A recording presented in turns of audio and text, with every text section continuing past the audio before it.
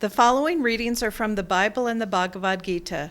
Each week we read from both scriptures as prescribed by Yoganandaji and by his guru, Sri Yukteswarji, who was guided by Babaji to compare the two scriptures to show the same underlying truths between them. This week, the title of the reading is called Deeds versus Intentions. Truth is one and eternal. Realize oneness with it in your deathless self within. The following commentary is based on the teachings of Paramahansa Yogananda. Christ emphasized repeatedly the spirit, not the letter of the law. In the Bible, he speaks of the sin of killing and of the legal punishment for that sin, but says that more importantly than the act is the actual desire to kill or do harm. He shows that the sin of harmful desires goes beyond merely wanting to kill. My message to you, he said, is this: whoever is angry with his brother without cause already stands condemned. Whoever contemptuously calls his brother a fool shall answer for it to the Supreme Council, and whoever calls his brother an outcast of God shall be in danger of hellfire. The Bible uses very ancient language. Okay. Brother here means any other human being. For all of us are in the highest sense brothers and sisters, children of our one Father, Mother, God. The true self of one is the self of all. To hurt another, even if one doesn't realize it, is to hurt oneself. Swami Kriyananda in The Path recalls an episode in which the master, Yoganandaji, revealed his sense of identity even with the plants. One day, Kriyanandaji wrote, "We were moving a delicate but rather heavy tropical plant into a position on the hillside. Our handling evidently was too rough, for Master cried out, 'Be careful what you are doing. Can't you feel it's alive?' To wish death to anyone, to wish even harm to another creature, is to deny in oneself the reality of that divine life which all of us are manifestations. It is, in short, to deny the eternal truth proclaimed by the Bhagavad Gita in the 2nd chapter. It says, 'This self is never born, nor does it perish. Once existing, it cannot ever cease to be. It is birthless, eternal, changeless, ever itself. It is not slain when the body is slain.' Thus, through Holy Scripture, God has spoken to mankind. Om, Om, Om.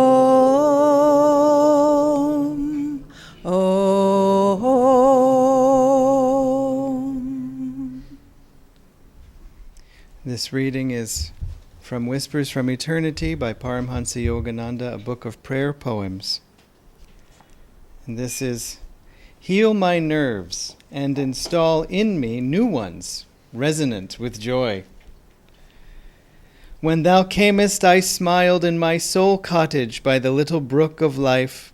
O mystic electrician, with many tinted bulbs of unawakened happiness, long dependent on my nerve-clogged senses, refused to scintillate with light.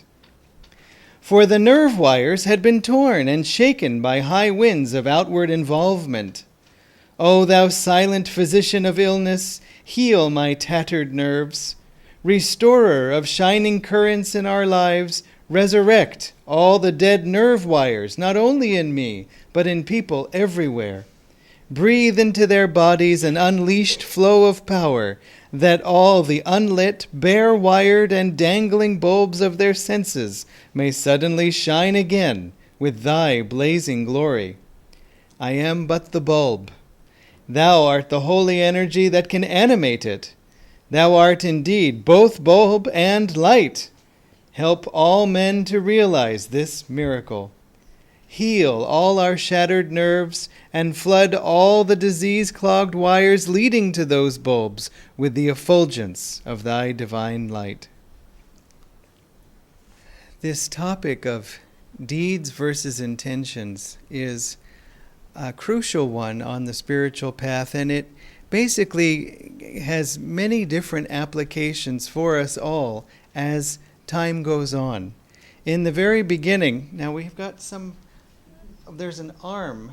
I'm in connection with an arm there. Mohan, next to Mohan, there's room in here. Do you want to come in? And we'll see who's the owner of the arm. Ah, okay, welcome. Okay. Yes, my gosh. Anyone else? And Mary was hiding like a Mary in the box. You should come out of the box. If you see anyone come by the door, Yeah. just invite them to come in. Yeah, if you make a little gap too. Yeah. You hear that in the early recordings of Swamiji's satsangs at the Crystal Hermitage. If those of you sitting by the door could come in, then other people who come in later can come in. So it's a tradition. And you are here. Okay. Sorry. Okay.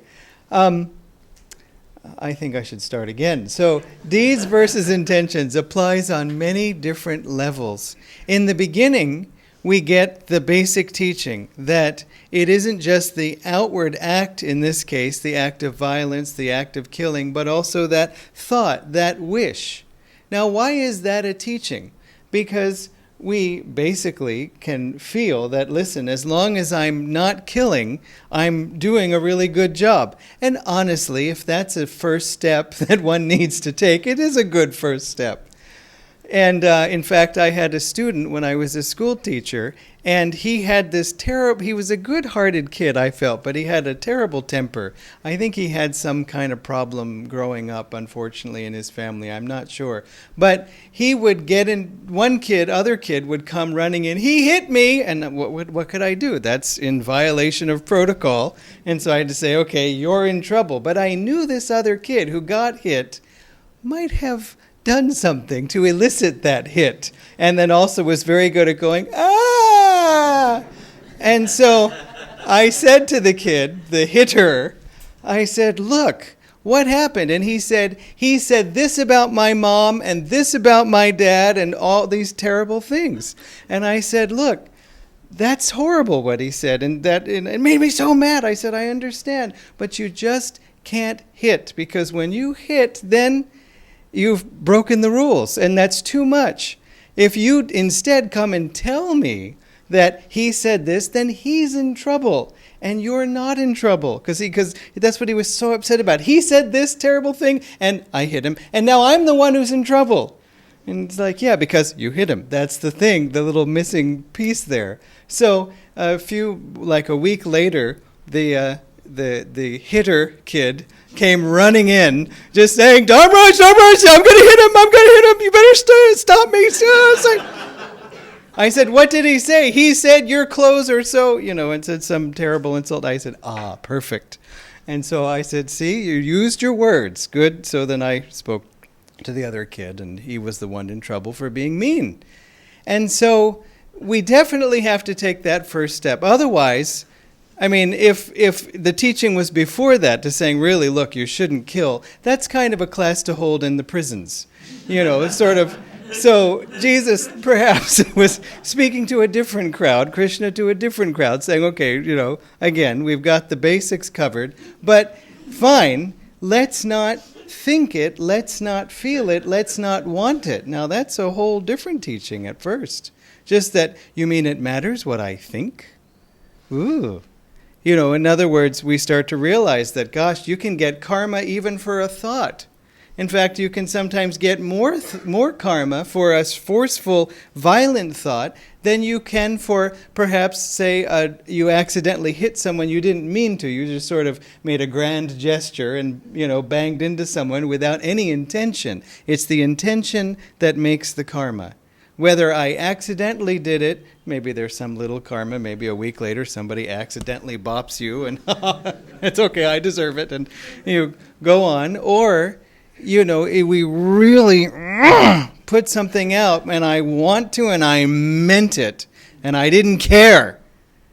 That meaning I didn't care the consequences. that generates more of a karma because of our desire linked with it. Karma is generated by desire. It's that simple. If anybody says, don't have desires, and you're going, yeah, but I do have some and I like them, it's only because desires generate karma, and karma holds us back from God, which is really true happiness. That's it. It's not a should, it's not a good, bad, it's not a pure, impure. It's just, look, practical. This is what will lead you to more happiness. And that's for that reason we do all the things that we do. We meditate, we come together in satsang, we pray, all those things. So we're all working on that in all the different things that we do. So, don't feel, oh my gosh, I'm supposed to give up desires too on top of everything else? How? Yeppity. No, you're working on that. Basically, God becomes the most desirable thing. And these other things start to just, pale in comparison. We lose our taste for them.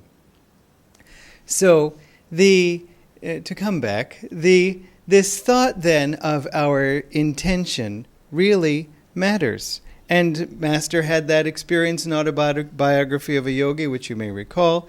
He was bitten by a mosquito, something we can all well relate to.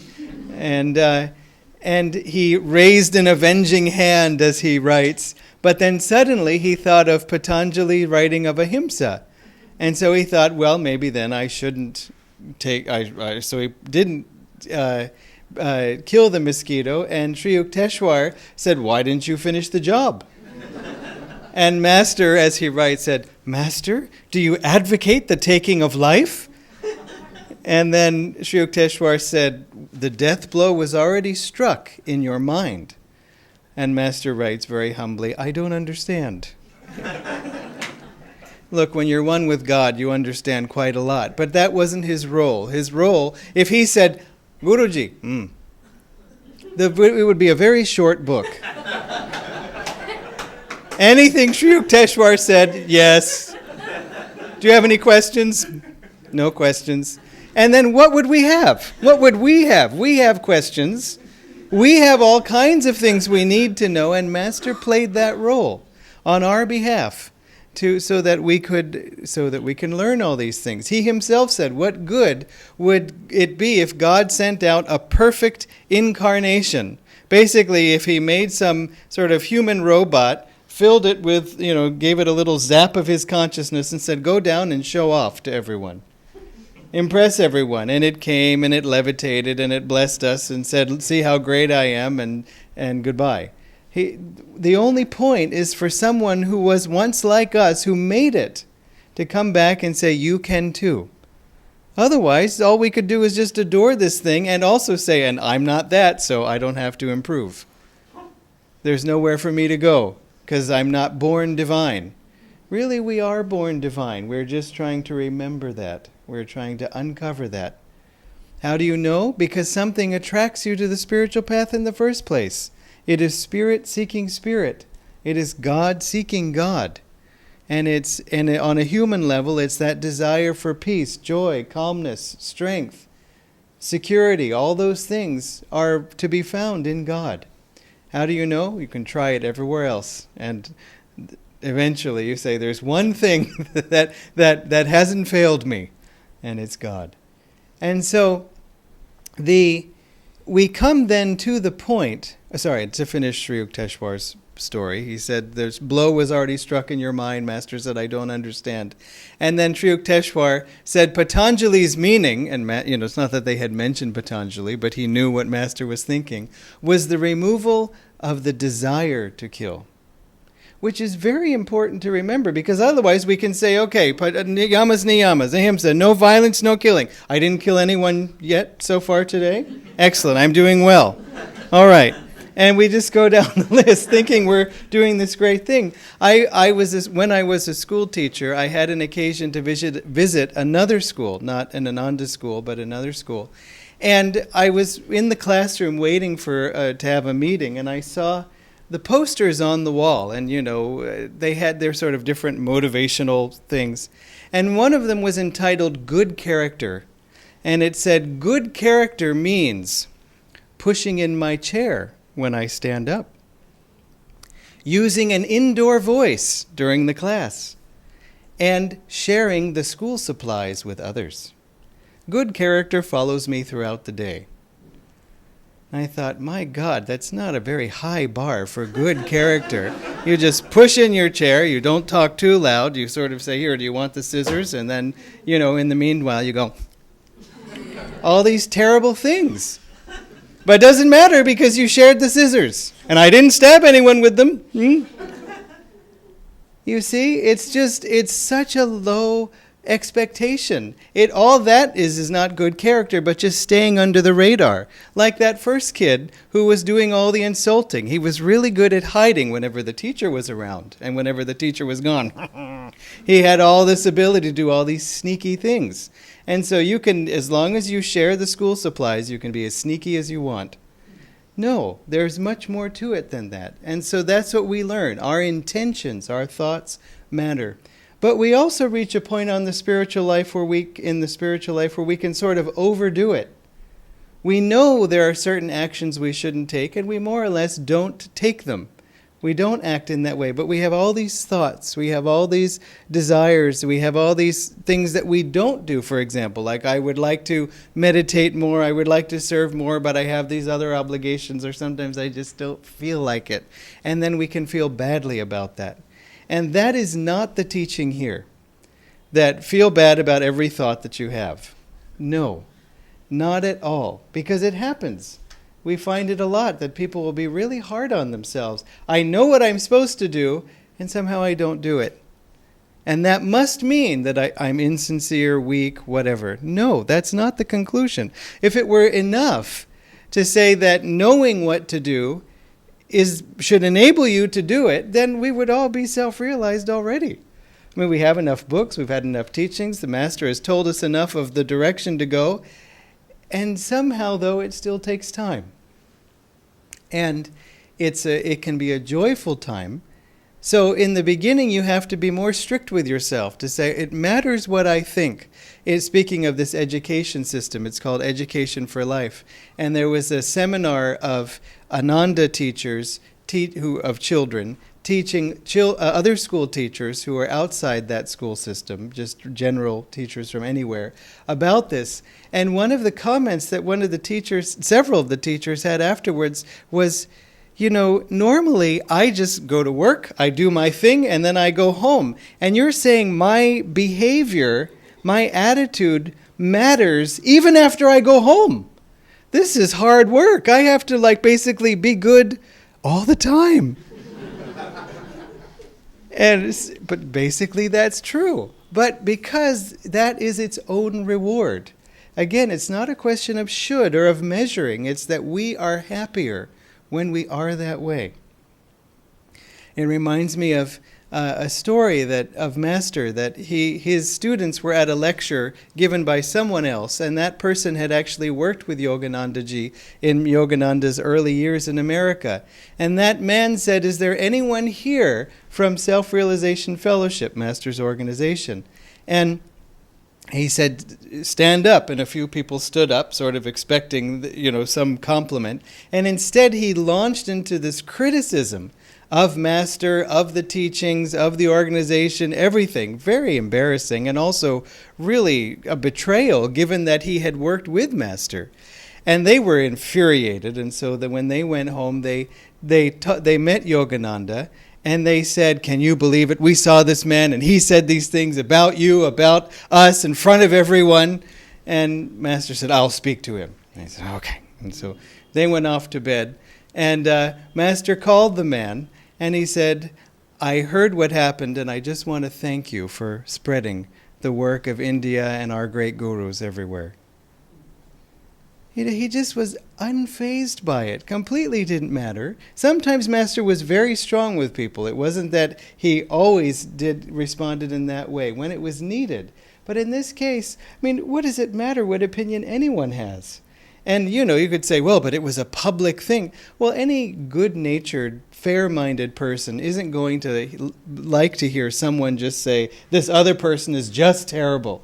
You say, that's not...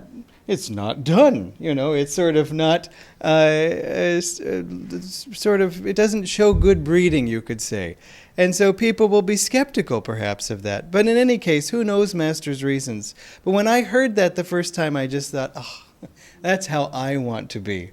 To not take things personally, even if it is personally directed, to not take anything too seriously. You notice he didn't tell the students his own, it doesn't matter, it's all God. Because that wasn't meeting them where they were. They needed to hear that he was going to take care of it. And that's what helped them. And so Master Swamiji said one of Master's amazing gifts is that he was always appropriate. He said in every situation, you read it in Autobiography of a Yogi, how, for example, when that in Sri Yukteswar's ashram, that one basically not magistrate, but magistrate deputy, someone from the court comes and says to Sri Yukteswar, because someone had launched some frivolous lawsuit against him, he said, "It will do you good to breathe the honest air of a courtroom." I mean, imagine. Especially if you visit courtrooms regularly for work, the honest air of a courtroom versus Sri Yukteswar's ashram. The honest air of Sri Yukteswar's ashram could put you in samadhi. And so Master said, another word and you will be on the floor. And another disciple said, "You wretch, dare you bring your blasphemies inside this sacred ashram?" He didn't say, "Oh, it's all God." That was appropriate for him as a disciple. And also, perhaps, that man might have learned something. And Sri Yukteswar stands somewhat protectively in front of the man and said, "This gentleman is just doing his job," And so they said the man was confused on his varying reception and sort of muttered a word of apology and slunk out. So it was appropriate. If someone's insulting Master's guru, in that sense, he was very strong. But again, Master said that too. We have to have the courage of our convictions. He said to one disciple, he said, if someone were to say to you, "I saw Yogananda yesterday staggering dead drunk on Main Street," you would reply, "Abadiya? Is it so?" And he said, "I know you wouldn't believe it, but don't you see you must be strong in your convictions. You must have courage," and so on. And so it's a fine line. What we mustn't have is anger. That's why, because how do I know when do I speak up, when do I not speak up? Look, if you're too angry, don't speak up. It's not worth it.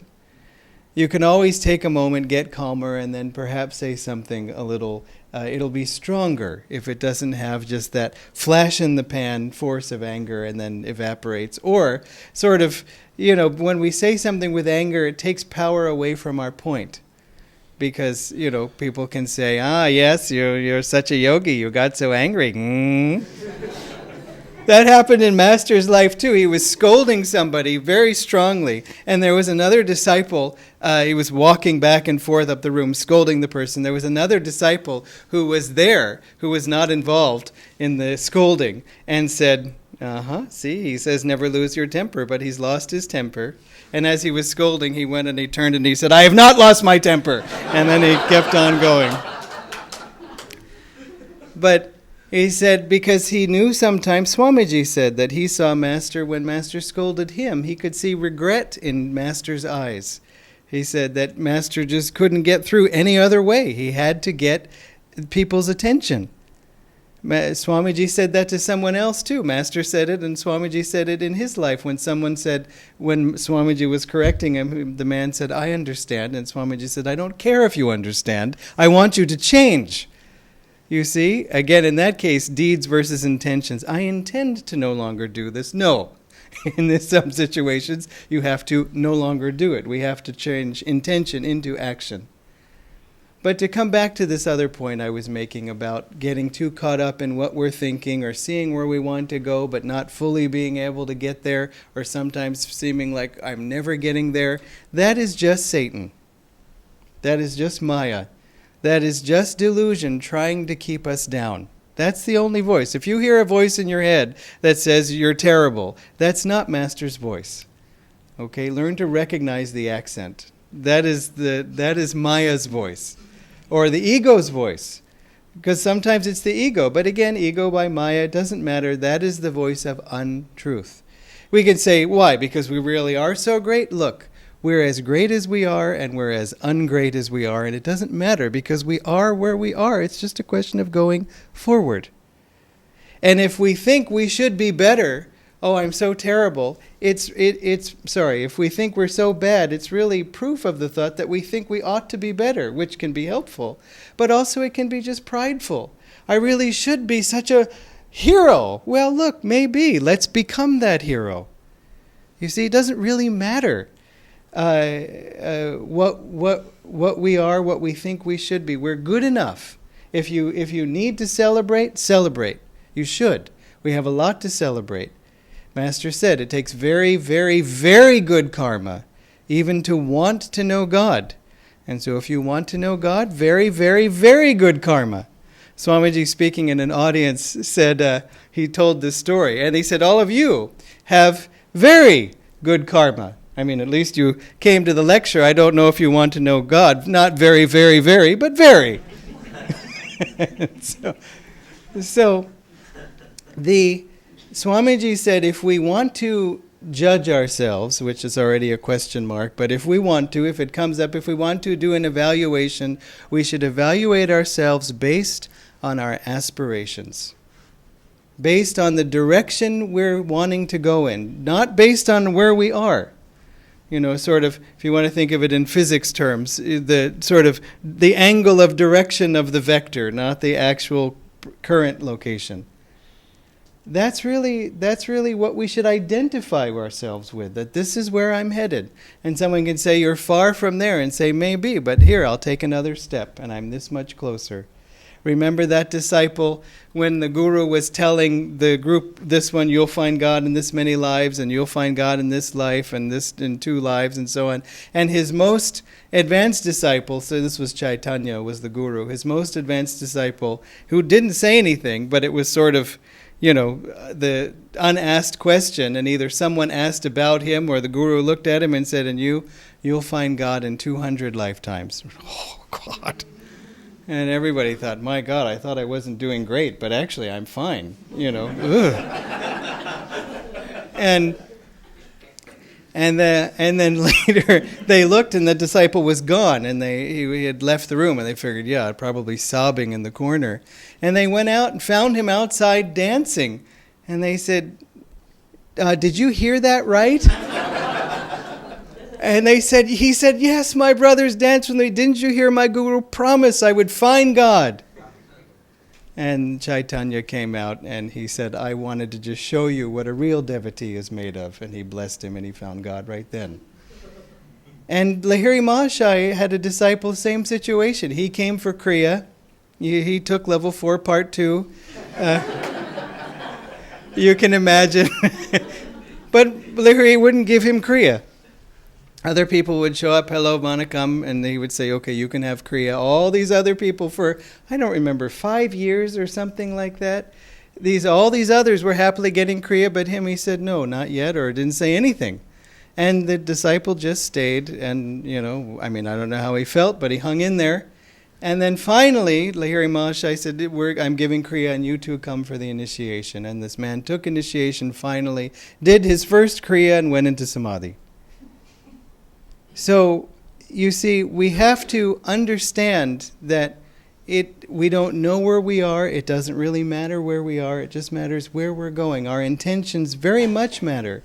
In this case, I would say intentions are more important than deeds. Not in this case, the first case was of harmful intentions are not good, definitely. But also positive intentions are very good. That's what we have to stick with. And as much as you see anything else, all evidence to the contrary, say, yeah, that just means I have more to work on. Or, oh, that just now I've seen a mistake that I've made, I can correct it. The other thing that helps is to spend time with others, as we're doing here. Because you spend more time with others and you end up not thinking about yourself so much. Oh, I heard this story and I want to pray for that person. Or, oh, I had this inspiration. Inspiration comes to us through each other, from one another. And so also being with each other, especially of a similar vibration, and as Master said, like-minded individuals, it's very strengthening. because we do have to spend a lot of time within, let us say, heterogeneous environments. Heterogeneous, different among different things, and we are definitely the different thing we often find in a room. I remember once someone said, if you could wish for anything, relief from anything, what would it be? I said, relief from desire. And the person said, what? And they all said, what? Desire? Are you kidding? Desire is what makes life. And on. I got a whole philosophical discourse on the virtue of desire. But, so I just I knew better. I knew what I was doing, and I intended to throw that grenade into the room, and it blew up in my own face. But sometimes you just get so impatient with all of it. So, but in a room like this, you say, desire. Amma. Desire Vandam. And so it's nice when we can let our guard down and just be ourselves and be with one another in this way, sharing in this vibration in this family. So God bless you. Good morning again.